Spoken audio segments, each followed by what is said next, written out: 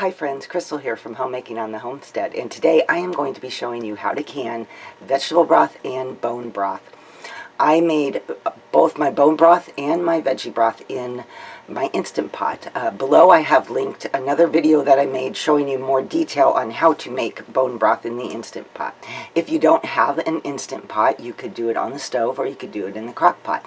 It just takes a lot longer. I usually do it on the stove for at least 24 hours, and sometimes in the crock pot I'll do it even a couple of days just to make sure you extract all those flavors. So if you have an Instant Pot, that's the quickest way to do it, but no matter how you do it, I am going to be showing you how to can that once you have it all done. I also will save my bones from having chicken and put them in a Ziploc bag and put them in the freezer until I've collected enough bones if I'm not doing a whole chicken all at once. In the batch that I made using frozen bones, I also had some pork rib bones. So I tend to combine them because the flavors together are great for whatever uses I have.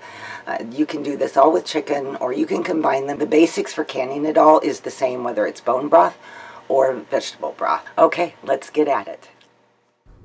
So my first batch of bone broth was from a chicken that we had had for a couple nights. I had roasted it.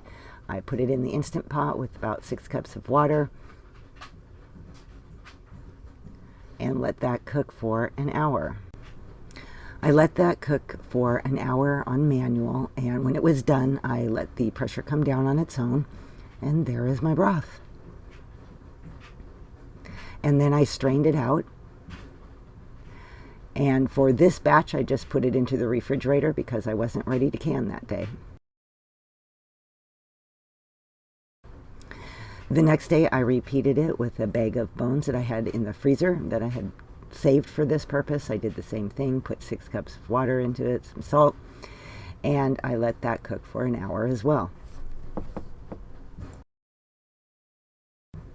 This batch, after I strained it, I just poured it into a bowl with the other broth that I had had and put it in the refrigerator. I was still not ready to can yet. But by the next morning, you could see it gelled really, really nicely. There was very little fat on the top, so I didn't bother to take that off. And at this point, I wanted to warm it back up and strain it a second time to get rid of all the kind of debris and stuff that you can get from making bone broth. But the next step was to wash my canning jars.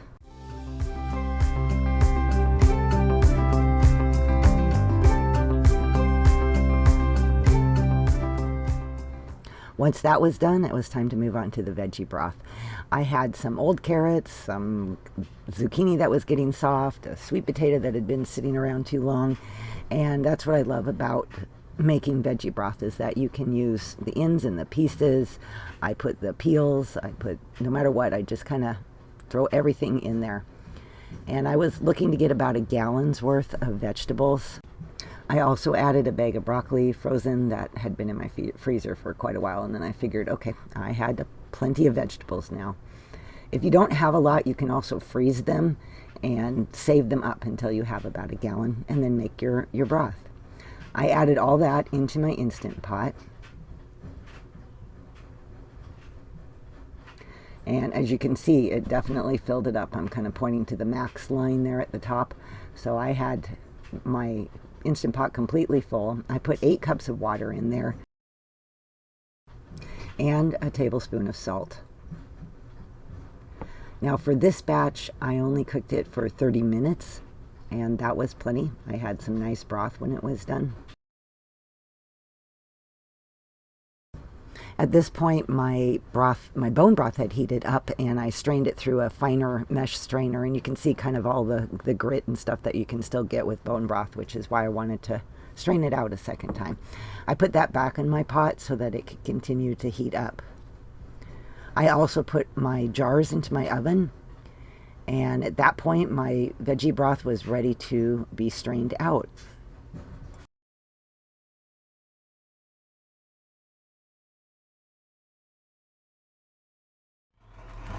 All right, you guys, it is time to can our stock. This is vegetable stock that you just saw me drain, and it's super hot, so I'm going to set that aside. I have my bone broth in this pot right here that has been on warm, so it is hot, just kind of below the boiling point, basically. My jars have been in my oven on about 150, basically warm setting, and they are hot. And I am going to put some water in my canner, about 3 to 4 inches, and I'm going to turn that on so it is hot. So basically everything is hot. I'm turning my burner on high so that the water can begin to boil.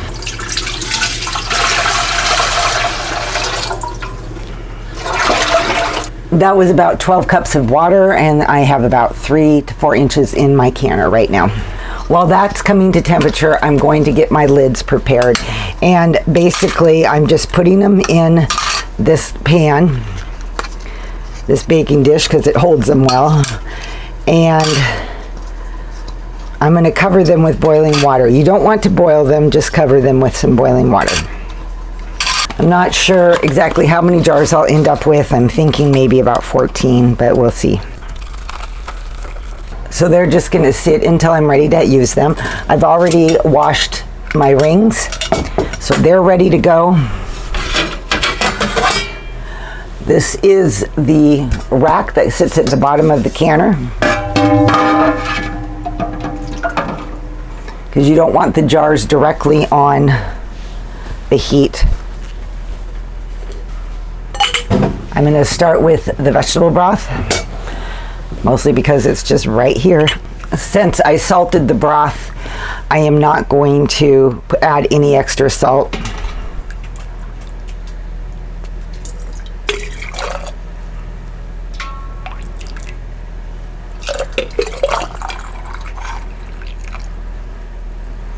And you want to leave about 1 inch of headspace.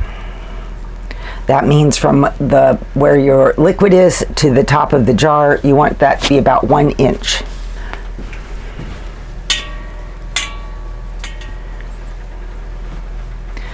I wipe the top to make sure there's no food residue or anything that would prevent the lid from sealing.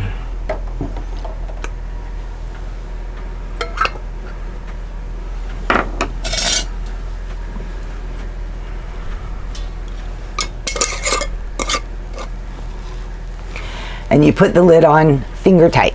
So you don't want to wrench down on it, just finger tight.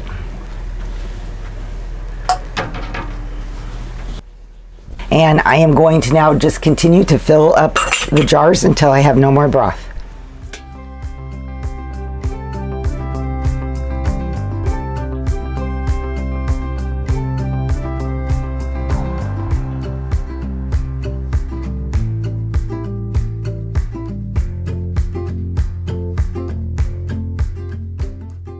I have a little bit left, but not quite enough to fill a jar, I don't believe, but we'll wait till the end. I'm going to move on now to the bone broth.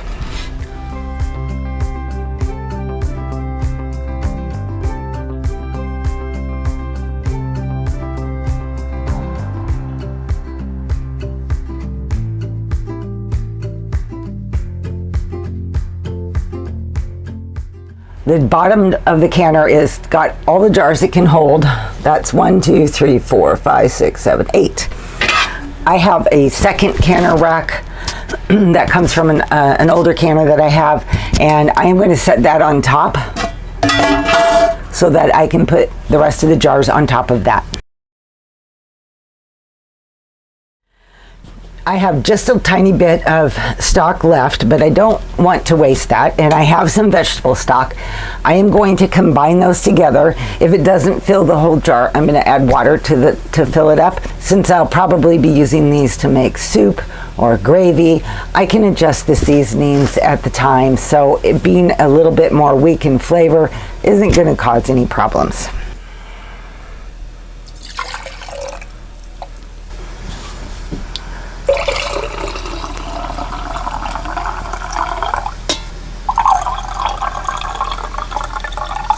Actually, it's not too bad. It almost filled it up.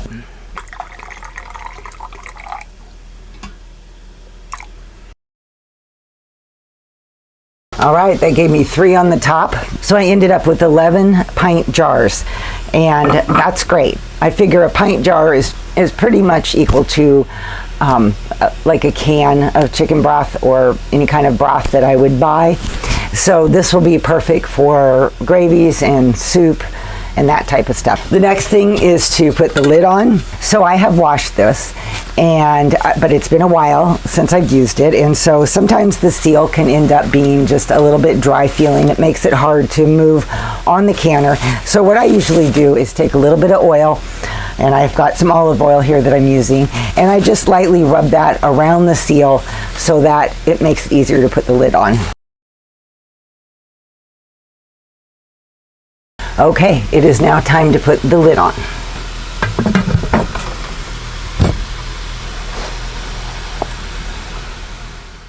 After turning the canner on high, I wait for it to steam out of the vent and let that vent for about 10 minutes. You can't really see it very well in the picture, but that's what I was doing. And now I put the gauge on there, and we're going to let the pressure come up. And you want it to come to 10 pounds of pressure. You never want it to let it go below 10 pounds, but if it goes above, that's okay too.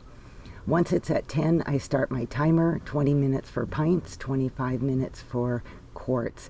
And then I start kind of messing with the temperature and turning it down just so I can keep maintaining it. And finally, when the timer is up, I turn it off and allow the pressure to drop back to 0 before I do anything. Then I remove the gauge and remove the lid. And make sure you always open the lid away from you because it does have a lot of very hot steam, so you want to be very careful. And then I start removing the jars. Make sure you set your jars in a draft-free place because at this point they're very hot. The liquid in there, in fact, is still boiling, and your jars could crack if you have a in front of a fan or a place that's drafty.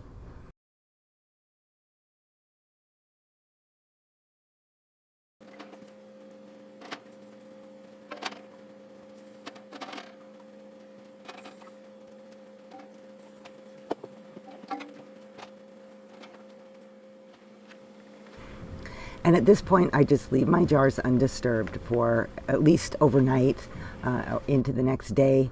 I let them cool completely before I check to see if they have sealed or not. The next day, I can remove the lids, and I usually rinse off the jars.